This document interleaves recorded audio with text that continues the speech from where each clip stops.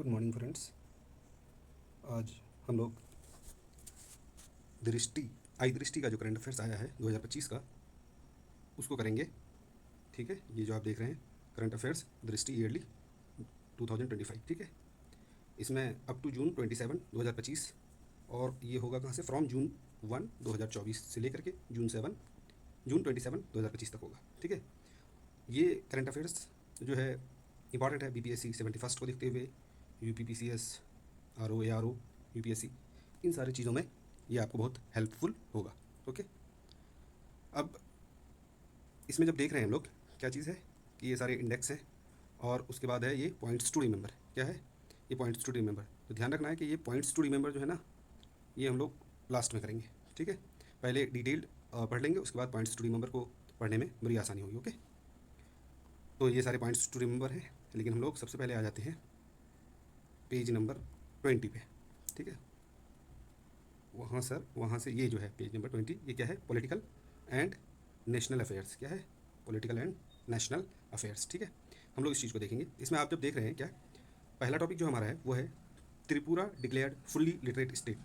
हमने इसको थोड़ा मार्क कर लिया है ताकि आपका भी टाइम बचे, हमारा भी टाइम बचे, और हम आपको जो मेन चीज़ चाहिए एग्ज़ाम के लिए वो डायरेक्टली बता सकें। ठीक है, ऐसे यहाँ पर पढ़ेंगे तो इससे आपका भी टाइम जाएगा, हमारा भी टाइम जाएगा, और फिर बहुत ये लेंदी हो जाएगा। तो इसको कट शॉर्ट करने के लिए बेसिक जो इंपॉर्टेंट है कुछ एग्ज़ाम के पॉइंट ऑफ व्यू से बस हम उसको डिस्कस करेंगे है, और इसलिए हमने इसको थोड़ा सा मार्क कर लिया है, जो कि आपको भी अच्छा लगे, कलरफुल कर दिया हूँ थोड़ा। ओके, तो आगे देखते हैं ये क्या है। पहला topic, Tripura declared fully literate state. ठीक है, अब ये जो है फुल्ली लिटरेट स्टेट किसके अंतर्गत ये कह रहा है? ये कह रहा है उल्लास नव शिक्षा साक्षरता कार्यक्रम। ठीक है, और ये त्रिपुरा जो फुल्ली लिटरेट स्टेट बना, ये कौन सा, थर्ड लिटरेट, ठीक है, थर्ड स्टेट है। ठीक है, तो पहला दो कौन सा है भाई? तो पहला दो है गोवा और मिजोरम। इसमें भी जो मिजोरम है वो फर्स्ट है और गोवा जो है वो सेकंड है। ठीक है, अब आगे देखिए कि ये जो चीफ मिनिस्टर हैं गोवा के, इनका नाम याद रखना है, प्रमोद सावंत जी है। ठीक है, और ये प्रोग्राम क्या है हमारा, न्यू इंडिया लिटरेसी प्रोग्राम। क्या है, new India literacy programme, Ullas Nav Bharat साक्षरता कार्यक्रम के तहत। ठीक है,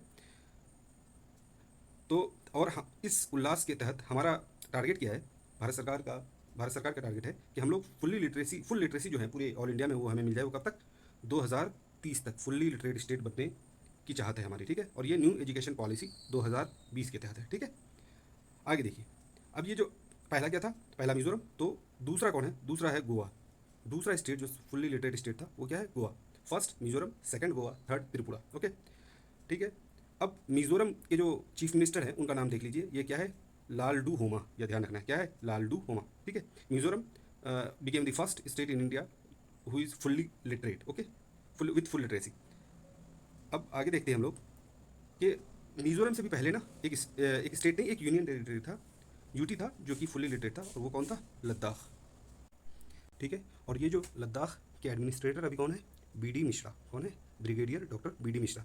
तो मिजोरम से पहले एक यूटी था जो कि फुल्ली लिटरेट था, वो कौन है, लद्दाख। यानी कि सबसे पहले लद्दाख, फिर मिजोरम। ठीक है, अब हम चलते हैं नेक्स्ट टॉपिक की तरफ। दूसरा टॉपिक है 50 ईयर्स ऑफ इमरजेंसी। ठीक है, अब देखिए 25 जून 2025 को 50वीं एनिवर्सरी मनाई गई किसकी, 50 इमरजेंसी का। इमरजेंसी कब लगा था, 25 जून 1975। कब, 25 जून 1975। ठीक है, ध्यान रखना है। तो 25 जून 1975, अभी 25 जून 2025, डिफरेंस कितना होता है, ये 50 ईयर्स। अब ये जो 1975 में इमरजेंसी लगा था वो कितने महीने का था, 21 महीने का। ध्यान रखना है, कितने महीने का था, 21 महीने का, लगभग 2 साल, 1975 से 1977 तक। उस समय एक केस आया था, कौन सा, इंदिरा नेहरू गांधी वर्सेस श्री राज नारायण केस 1975। इसी केस के बाद इंदिरा गांधी जी ने पूरे भारत में इमरजेंसी डिक्लेयर कर दिया था। ओके, अब इमरजेंसी के प्रोविजंस कुछ हैं वो हम देख लेते हैं। इमरजेंसी के प्रोविजंस में हम लोग देखते हैं क्या, कि आर्टिकल जो 352 है वो किसको कहता है, वो नेशनल इमरजेंसी को। ठीक है, article 352 national emergency, article 356 state emergency, और आर्टिकल 360 फाइनेंशियल इमरजेंसी। ये ध्यान रखना है बेसिक आर्टिकल से। ठीक है, तो ये जो आर्टिकल 352 है जिसके तहत नेशनल इमरजेंसी लगाया जा सकता है, वो कौन लगाता है, प्रेसिडेंट। कब, on the advice of council of ministers headed by PM. ठीक है, प्रेसिडेंट बगैर advice of council of ministers के इमरजेंसी नहीं लगा सकता है। ठीक है, और इमरजेंसी जो है कब लगाया जाता है, किस सिचुएशन में, तो जब सिक्योरिटी ऑफ इंडिया और any part of the country is threaten by war, external aggressions और आर्म्ड रिबेलियंस। तो तीन चीज़ याद रखना है। इमरजेंसी कब लगाया जा सकता है नेशनल इमरजेंसी? वॉर के समय, एक्सटर्नल एग्रेशन के समय, आर्म्ड रिबेलियन के समय। ठीक है। अब 38th अमेंडमेंट एक्ट 1975 क्या कहता है?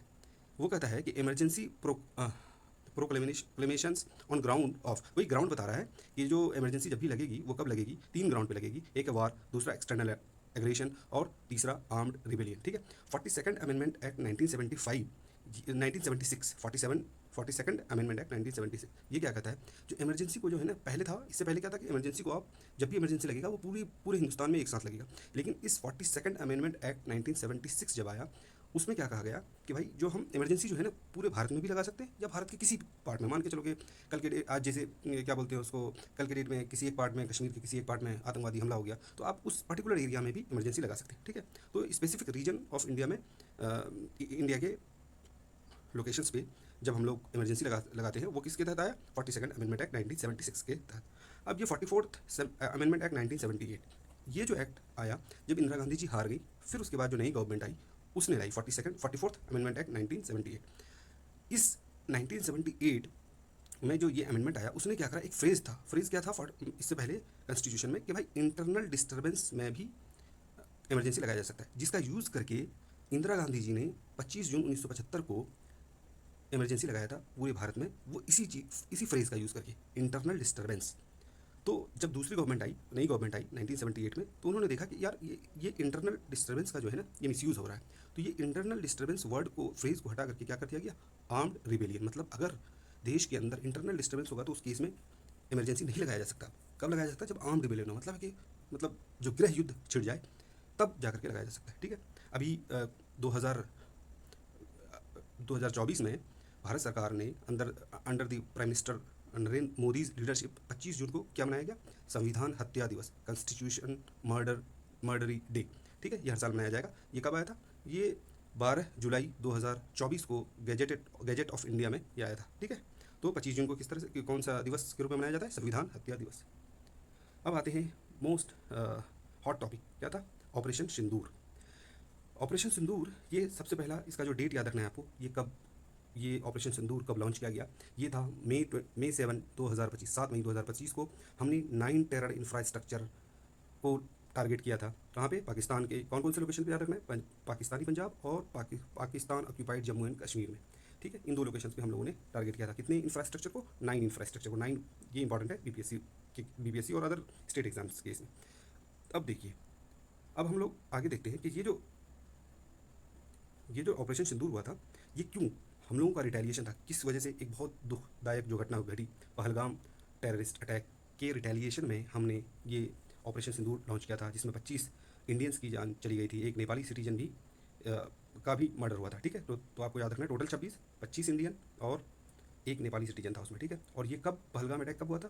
पहलगाम टेररिस्ट अटैक ये हुआ था 22 अप्रैल 2025 को। 22 अप्रैल 2025 को हुआ, और हमने लॉन्च ऑपरेशन सिंदूर कब किया? 7 मई 2025 को। ठीक है। अब आते हैं कि, और ये जो अटैक हुआ था, इसकी जिम्मेदारी किसने ली थी? द रेजिस्टेंस फ्रंट, TRF, और लश्कर तैयबा, ये दो टेरर ग्रुप थे जिन्होंने इसकी रिस्पॉन्सिबिलिटी ली थी। ठीक है। इसलिए हम लोगों ने फिर उन्हें बता दिया कि ये लो हमारी तरफ से भी।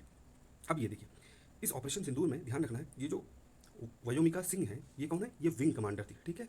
और सोफिया कुरैशी क्या थी? कर्नल थी। ये दोनों चीज़ याद रखना है कि भाई क्वेश्चन आ सकता है कि भाई कर्नल वयोमिका सिंह नहीं, बल्कि विंग कमांडर वयोमिका सिंह और colonel Sofiya Qureshi. Foreign secretary कौन थे? विक्रम मिश्री। ये सब नाम और इनके डेजिग्नेशन को आपको ध्यान रखना है। ठीक है। अब 9 लोकेशंस जो थे पाकिस्तान में, जहाँ पे हम लोगों ने टारगेट किया था, वो उतना इंपॉर्टेंट नहीं है, बट फिर भी थोड़ा ध्यान रखना है कि भाई वो क्या था? भावलपुर, मुरीद के, सियालकोट, बरनाल, मुजफ्फराबाद, फिर मुजफ्फराबाद का दूसरा लोकेशन, कोटली, फिर कोटली का एक और लोकेशन। ठीक है। ये आपको ध्यान रखना है। तेहरा खान। ठीक है। ये लोकेशंस उतना इंपॉर्टेंट नहीं है, बट फिर भी ध्यान रखना है। एक दो चीज़ जो इसमें याद रखना है, जो भावलपुर था ना, वो हेडक्वार्टर था किसका? मरकज़ हेडक्वार्टर था जैश ए मोहम्मद का। ध्यान रखना है कि भावलपुर जो लोकेशन था वो जैश ए मोहम्मद का हेडक्वार्टर था, और इसको क्या नाम था इसका? मरकज़ सुभान अल्लाह। ठीक है। और जो मुरीद के था ना, वो बेस ऑफ लश्कर तैयबा का बेस था मुरीद के, और उसका नाम क्या था? मरकज़ तैयबा। ठीक है। और सियालकोट जो था, जिसका नाम था, सियालकोट लोकेशन में जो जगह थी, उसका नाम क्या था? महमूना जोया। और ये क्या था? हिजबुल मुजाहिदीन कैंप। ये तीन आपको ध्यान रखना है। भावलपुर हेडक्वार्टर ऑफ जैश ए मोहम्मद, मुरीद के base of Lashkar Taiba, Sialkot Hizbul Mujahideen camp. Okay, बस इतना, ये 3 लोकेशंस, और इन 3 लोकेशंस में क्या-क्या कौन कौन जो टेरर ग्रुप थे उनको, उनका रिलेशन, वही ध्यान रखना है आपको, ठीक है। अब आ जाइए जी कि 10 मई 2025 को फिर पाकिस्तान ने लॉन्च किया क्या, ऑपरेशन बुनियानुल मरसूस। तो ये आ सकता है कि बुनियानुल मरसूस ऑपरेशन किसके द्वारा लॉन्च किया गया, तो आपको ध्यान रखना है कि ये पाकिस्तान, जो भारत हम लोगों ने जब कर दिया तो अब वो लोग भी अपनी इज्जत बचाने के लिए, अपनी आवाम को दिखाने के लिए कि हमने भी कुछ किया था, तो बस उतना ही, जबकि हमारा स्ट्रॉन्ग डिफेंस सिस्टम ने इन सब चीज़ों को बड़ी आसानी से हम लोग टैकल कर चुके थे, ठीक है। तो ये याद रखना है कि बुनियानुल मरसूस उनका जो ऑपरेशन का नाम था, ठीक है, जिसमें भारत को ज़्यादा कुछ हुआ नहीं, ठीक है। अब आ जाइए कि ये डीजीएमओ बहुत क्या बोलते हैं, न्यूज़ में था उस समय, डीजीएमओ का जो फुल फॉर्म है वो आपको ध्यान रखना है कि भाई ये क्या है। DGMO, director general of military operation, ये ध्यान रखना। और director general of military operation कौन थे, ये आपको भी बहुत इंपॉर्टेंट है, याद रखना है कि वो थे राजीव घई, ध्यान रखना है, ठीक है, राजीव घई। ओके, अब ये तो एक बात याद रखनी है। और दूसरी बात, अब अगली बात क्या रखनी है, सीज़ फायर हुआ था। सीज़ फायर का डेट भी याद रखना है, कब, 10 मई 2025। यही इसी 10 मई 2025 को पाकिस्तान ने लॉन्च किया था क्या, बुनियानुल मरसूस, और सेम डेट में सीज़ फायर हुआ था। और ये बाबा डोनाल्ड ट्रंप जो है वो कह रहे हैं कि हमने करवाया था, वो हर जगह कह रहे हैं, तो ये claimed by president of United states Baba Donald Trump. Okay, अब आगे देखिए, क्या इस ऑपरेशन सिंदूर में हम लोगों ने कौन कौन से वेपन्स यूज़ किए, कौन कौन से डिफेंस सिस्टम यूज़ किए, इसके बारे में थोड़ी सी जानकारी हम लोग देख लेंगे। यहाँ पे क्या है कि ये स्कैल्प जो है, ये क्या था, स्कैल्प क्रूज़ मिसाइल था हमारा, ठीक है। ये ध्यान रखना है कि स्कैल्प क्या था, क्रूज़ मिसाइल, बस इतना ध्यान रखना है। और इसका रेंज क्या था, 500 किलोमीटर रेंज है, ठीक है। उसके बाद ये हैमर, हैमर क्या था, ये ध्यान रखना है, ये प्रीसीजन गाइडेड बॉम्ब था। हैमर क्या था, प्रीसीजन गाइडेड बॉम्ब, ध्यान रखना है आपको। इसकी रेंज क्या थी, 15 से 70 किलोमीटर, ठीक है। आगे देखते हैं, आगे क्या था, लॉइटरिंग म्यूनिशंस। आपको इसमें ध्यान रखना है कि ये कामिकाजी ड्रोन्स क्या था, ये कामिकाजी ड्रोन्स क्या होता है ना, ये सुसाइडल ड्रोन्स है, मतलब गया जाके फट गया, ठीक है।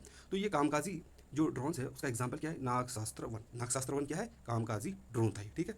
BrahMos, very famous supersonic cruise missile, BrahMos क्या है हमारा, सुपरसोनिक क्रूज मिसाइल। और अच्छी बात क्या है कि इस सुपरसोनिक क्रूज मिसाइल को आप लैंड से, सी से, एयर से, सबमरीन से, कहीं से भी लॉन्च कर सकते हैं, ठीक है। इसकी रेंज क्या है, ये लगभग 290 किलोमीटर की रेंज है, ठीक है। और ये ब्रह्मोस सुपरसोनिक क्रूज मिसाइल जो है ना, ये हम लोगों ने बनाया है इंडिया और रसिया के कोलैबोरेशन से ये बनाया गया है, ठीक है। अब ये सुपरसोनिक है तो इसकी स्पीड कितनी है, स्पीड ध्यान रखना है आपको, 2.8 मैक से 3 मैक तक, ठीक है। अब जो बहुत ज़्यादा हमारा जो पूरे इंडिया को बचाने में जिस चीज़ का सबसे बड़ा योगदान था, वो था हमारा स्ट्रैटेजी, क्या था, S-400 ट्रायम्फ।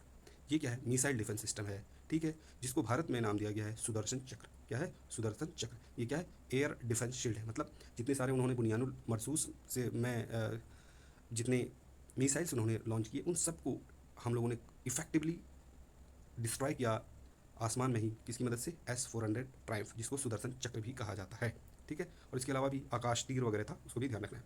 और ये S-400 जो मिसाइल एयर डिफेंस सिस्टम है, ये क्या है, रसियन मेड है, ठीक है, रसिया से हम लोगों ने इसको लिया है। इसकी टारगेट क्षमता कब कहाँ तक है, 600 किलोमीटर तक, ठीक है, ध्यान रखना है।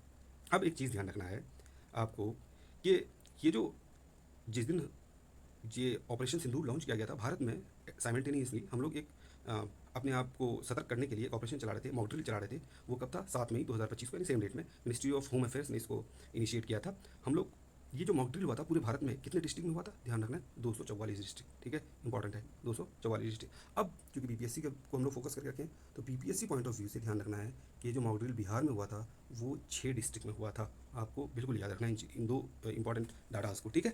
मॉक ड्रिल 7 मई को ही हुआ था, उसी दिन ऑपरेशन सिंदूर भी लॉन्च हुआ था, ठीक है। अब आ जाइए कि भारत ने बहुत सारे ना ऑपरेशंस करे हुए हैं, क्योंकि ऑपरेशन सिंदूर बहुत ज़्यादा हाईलाइटेड था, तो इससे रिलेटेड बहुत और भी कई सारे ऑपरेशन हमने करे हैं। उन ऑपरेशन को थोड़ा सा देख लेते हैं।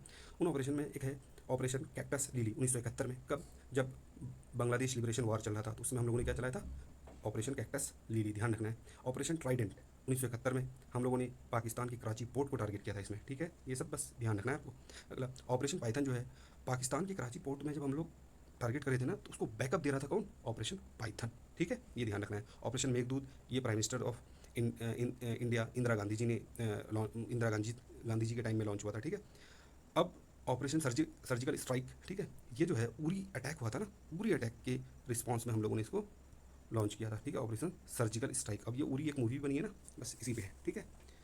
और ऑपरेशन बंदर, ये ध्यान रखना, ऑपरेशन बंदर 2019 में ये लॉन्च किया गया। ये पुलवामा अटैक हुआ था ना, सीआरपीएफ हमारे कई सारे 40+ सीआरपीएफ की शहादत हुई थी, उस समय हम लोगों ने ऑपरेशन बंदर लॉन्च किया था। ठीक है, अब अदर ऑपरेशंस जो हमें ध्यान रखना है कि ऑपरेशन संकट मोचन ये हमने लॉन्च किया था साउथ सूडान में, जब सिविल वॉर चल रहा था उस समय पर साउथ सूडान में। ठीक है, ऑपरेशन संकट मोचन।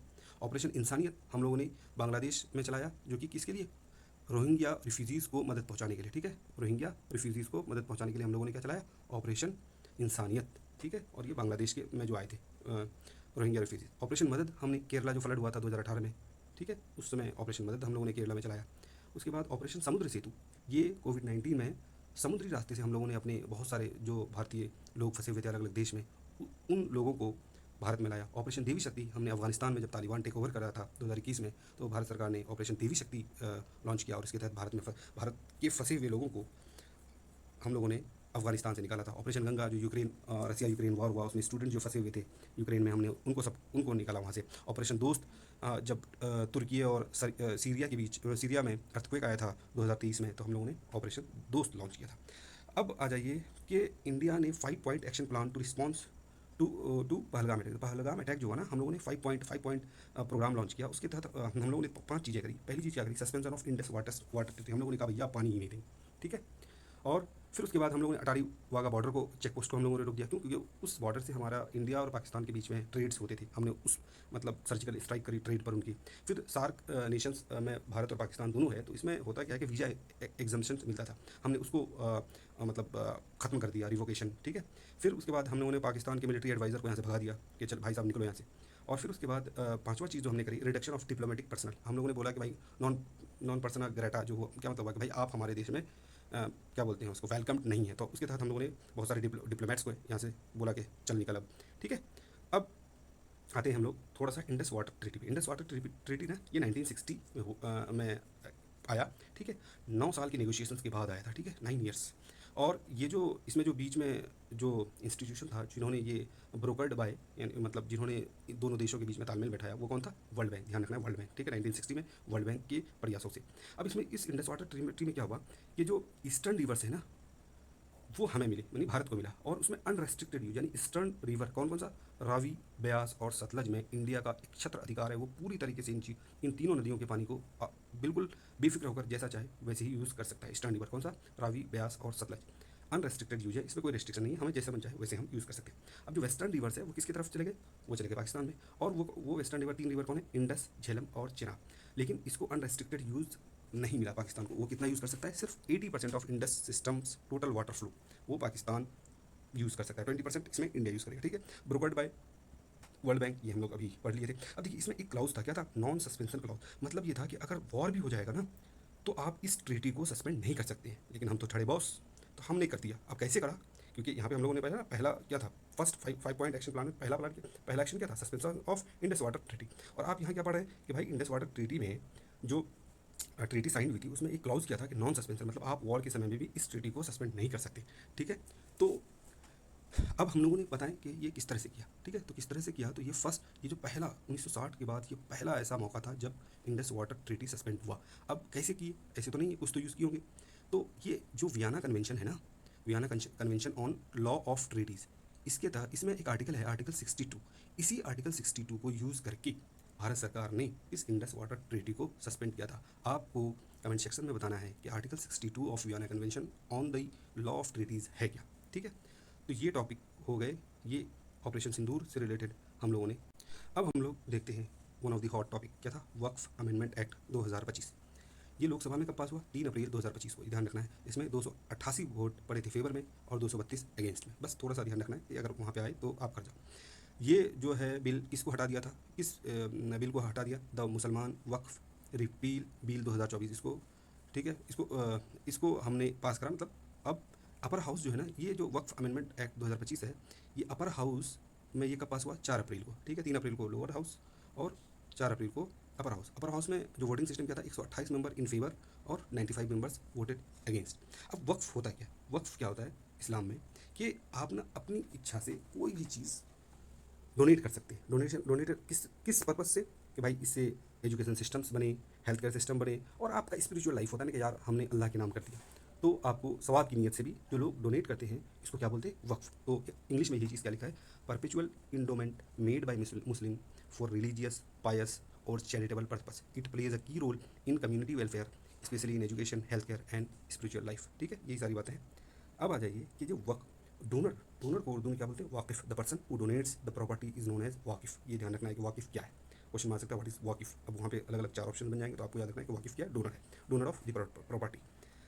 अब ये जो चैरिटेबल एंड रिलीजियस इंडोमेंट्स, ये ध्यान रखना, very very important. Charitable and religious endowment जो ये है, ये कंकरेंट लिस्ट में पड़ता है। ये किस लिस्ट में आता है, कंकरेंट लिस्ट में। ठीक है, 7th शेड्यूल के कंकरेंट लिस्ट में आता है। कौन सा, चैरिटेबल एंड रिलीजियस इंडोमेंट्स। तभी तो सेंट्रल गवर्नमेंट ने इसमें लॉ बनाया। अगर ये स्टेट लिस्ट में होता तो नहीं बना सकती। ठीक है, और वो बना भी सकती है तो बहुत सारे कंडीशंस पे, लेकिन ये कंकरेंट लिस्ट में तो आसानी से सेंट्रल गवर्नमेंट और स्टेट गवर्नमेंट दोनों ही इस पर रूल बना सकती है। ठीक है, अब यह ध्यान रखना है कि इसमें एक ज्वाइंट कमेटी का गठन हुआ था। ठीक है, ज्वाइंट कमेटी में कितने मेंबर थे, ध्यान रखना है कि 21 मेंबर लोकसभा से थे और 10 मेंबर जो थे ना वो राज्यसभा से थे।